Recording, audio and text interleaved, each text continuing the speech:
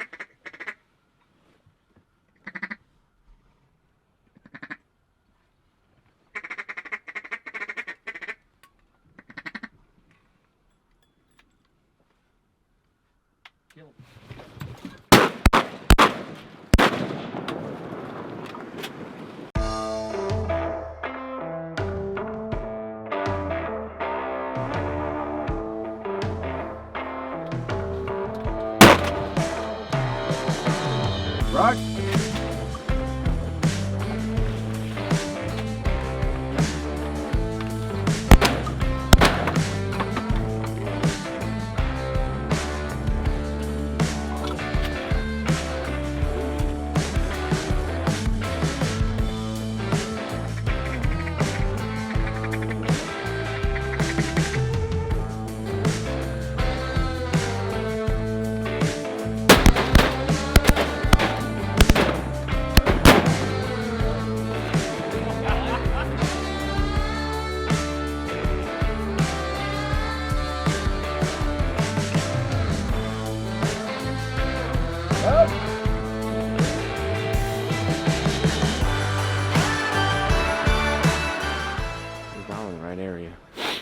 this is one of those situations where we didn't see exactly where it went down. We saw the area went down, and you just got to put him in the right spot and let him do his thing. You know, this is so different than training where we would know exactly, you know, where something is set. We could handle him right to it. This is one of those situations. This is live hunting, right? So put him in the spot.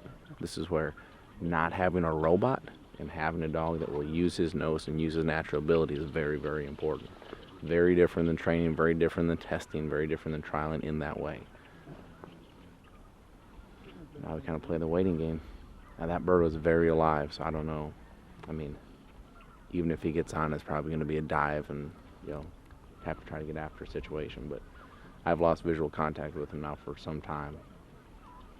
But I trust him.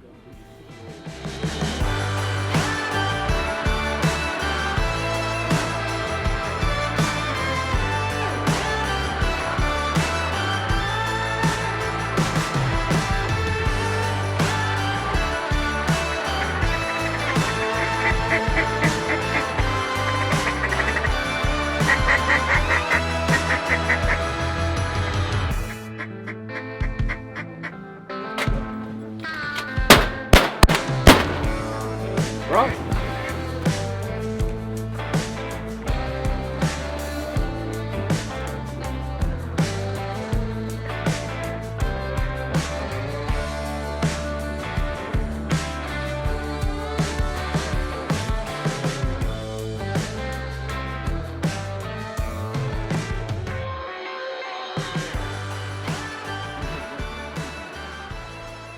So this morning started off exactly the opposite of what we thought it was going to be, with sun and wind, and we actually got clouds and no wind. So we were seeing birds just not finishing, but then everything just opened up. Sun comes out, you get wind, and it's just the magic, you know, the magic combination, which is so different than at home. You know, when we're up north, we think of, you know, cloudy, snowy, rainy days, or like ducky days, right?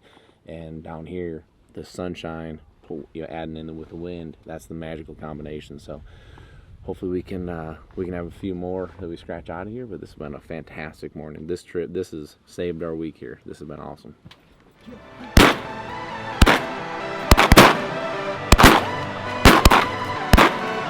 Right.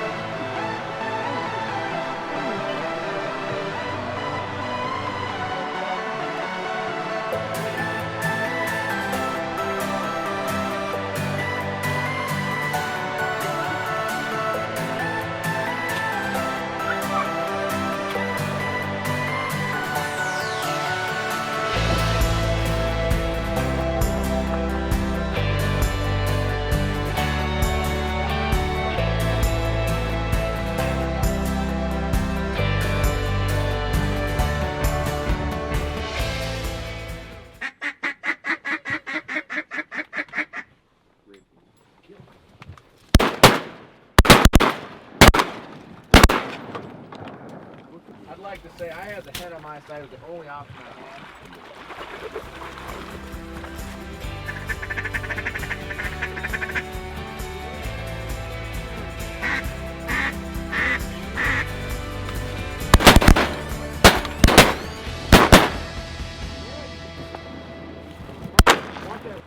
Rock.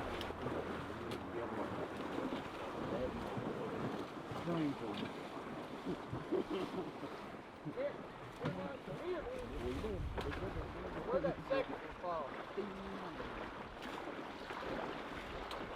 I got a mark on him. The one way out there? Yeah, I got it. You don't let him get too close? I don't know. He's on it. He's about to pick it up.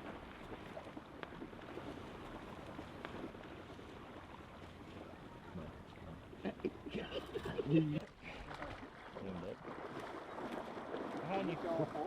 Behind you.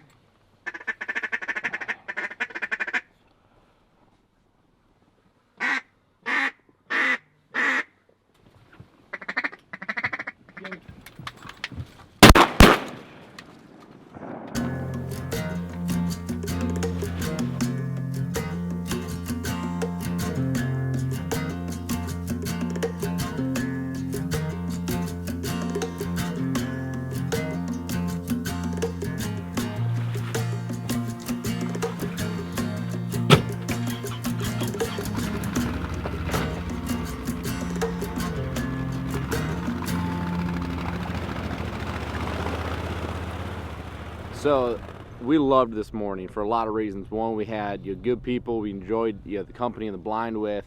The birds were as cooperative as we've had in a long time, so which was great. A lot of mallards, which is even better. But probably my favorite part was we had great dog work. We had no breaking issues. Of course, we knew the dogs that were with us today, where we have had new dogs we don't know with us in these last few hunts. And the breaking issues, the whining issues, vocalization issues, it's just stuff that we have to deal with on the fly, especially when we're hunting with new people. But that's probably the best part today is all the dogs were under control, we're quiet, we're calm. I mean, we couldn't have asked for much more, and they did a great job honoring each other as they worked. So this was a great way. If this was the last duck hunt of the season, this was a great way to end it. I'm hoping it's not. I'm hoping we can get a duck hunt tomorrow morning before we have to head home. But we're also going to scout for specks just in case we can't get on ducks. So a little bit up in the air. We're going to do some work here this afternoon. We have a lot to clean up. We've got blinds to pick up and clean up. We've got all our gear. We've got the house. There's just a lot of work here to do to kind of finish up the season. So we're going to get going on that. And then this evening, get back on the road and get some more windshield time in and get scouting. So I've got a bunch of curls. This is something kind of fun that I do with my daughter, who is 3 going on 23, by the way she acts. But I keep all the curls from our hunts. And what we do is when I get home, we put them in a jar together. It's just kind of been our thing that we've been doing. I do not want her to dislike hunting, since it pulls me away for so long. So this is one of those special things we get to do together when I get back home. And I'm hoping that over time that this is going to be one of those things that we continue to do together, and that she joins me in the blind and get some of her own curls. So kind of a special thing for me. But anyways, time to clean up. Got a lot of stuff we got to do, and then get out tonight to get some scouting in. So stay tuned.